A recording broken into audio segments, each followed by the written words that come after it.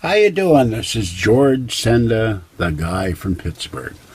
Well, first of all, the picture you see is from Belgab, and it's, of course, Art Bell's famous sighting of a black triangular UFO while he and Ramona Bell were out in the desert in their Geometro.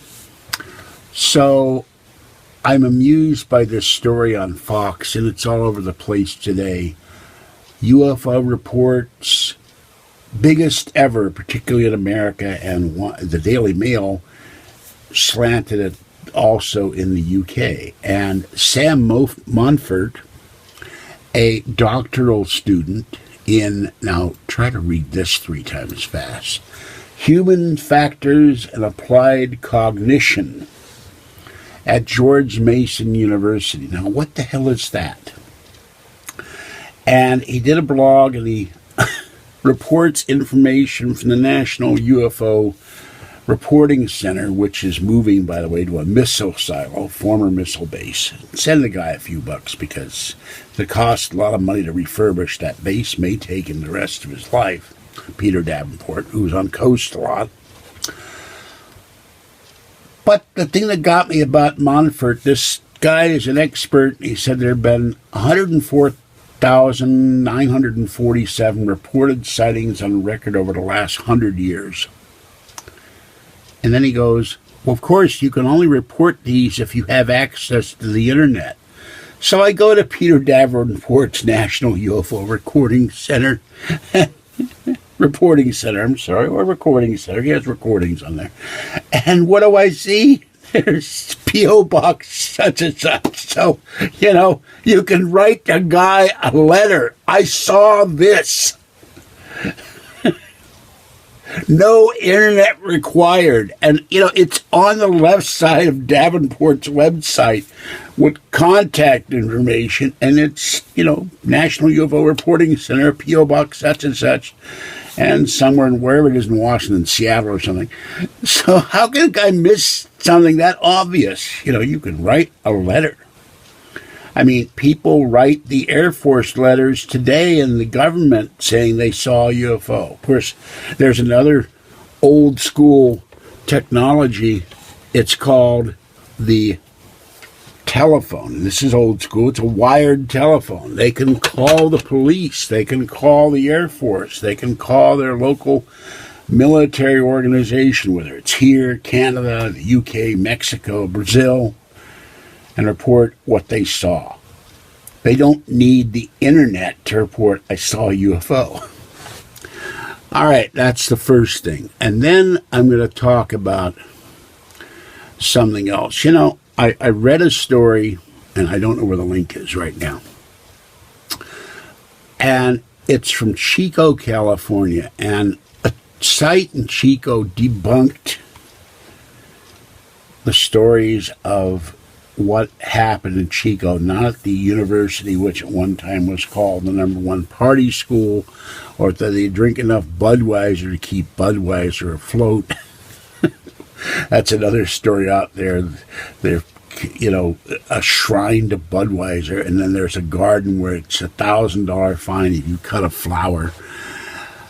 But one step beyond the television show, and you can watch the episode on YouTube. It's called The Ghost, and the idea of the ghost was kind of silly, but the late John Newman said that everything they did on that show, they investigated it, authenticated it, they didn't do the show. So, but in 1922, large, smooth stones started falling out of the sky. And the late mystery writer Miriam Allen DeFord, and I talked to Paul, who had known her, and she was a guest at a convention that he helped run. She went to Chico, and I'm going to quote here from Charles Fort's book. Went to the scene of the falling rocks, discussed the subject with persons in the crowd. While I was discussing with some bystanders, I looked up at the cloudless sky, and suddenly saw a rock falling straight down as if becoming visible when it came near enough. This rock struck the roof with a thud and bounced off in the track beside the warehouse, and I could not find it. End quote. I learned that the rocks had been falling since July 1921, though no publicity arose till November. And this was reported in papers across the country. And then, in 1878, now Chico had just had a disastrous fire. Their buildings are made of wood, and they went to brick buildings, much like Chicago and I think Peshtigo, Wisconsin, that had a disastrous fire where a lot of people got burned to death.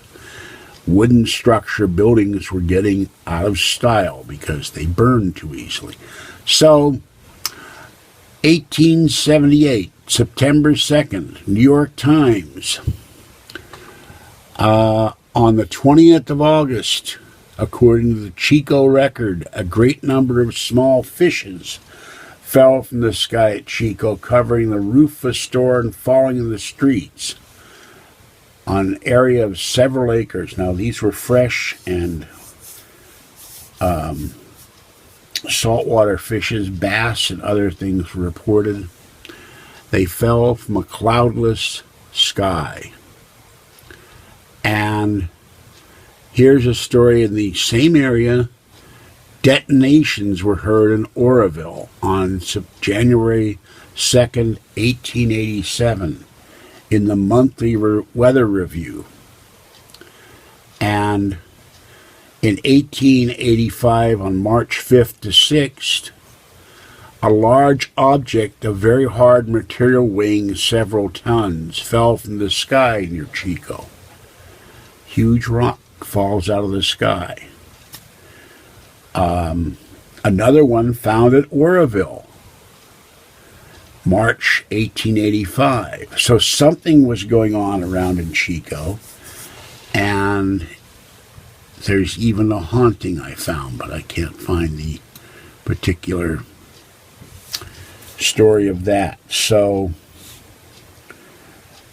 but they tried to debunk it as if it never happened. Of course, the current day debunkers in Chico weren't there 100 years ago, were they? They weren't there in 1885 or in 1878, or probably weren't there in 1922. Chico's not that far from here, and when I get a car, I intend to go up there and do some investigating of my own, because that story has always fascinated me. Fish falling from the sky, and the first books I ever read on the paranormal were Charles Fort books, Lowe, and his other books. And Miriam Allen DeFord was a Fordian and worked with Ford to ferret out the truth. All right. This is George Senda, the guy from Pittsburgh. Have a great evening. Stay safe out there and watch for falling rocks and falling fish from the sky. Bye-bye for now.